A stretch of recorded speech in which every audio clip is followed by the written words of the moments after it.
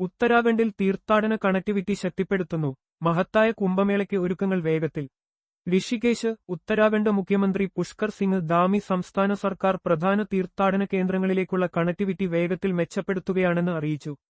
Road അടിസ്ഥാന സൗകര്യങ്ങൾ വികസിപ്പിക്കുന്നതിനും തീർത്ഥാടകരുടെ സൗകര്യങ്ങൾ വർദ്ധിപ്പിക്കുന്നതിനും പ്രത്യേക ശ്രദ്ധ നൽകുന്നുവെന്നും അദ്ദേഹം പറഞ്ഞു.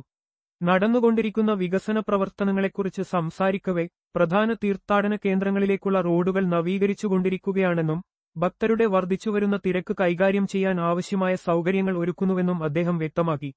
ഹരിദ്വാർ ഋഷികേശ് കൊറിഡോർ, ശാർദ കൊറിഡോർ എന്നീ പദ്ധതികളുടെ നിർമ്മാണ പ്രവർത്തനങ്ങൾ വേഗത്തിൽ പുരോഗമിക്കുകയാണെന്നും അദ്ദേഹം അറിയിച്ചു.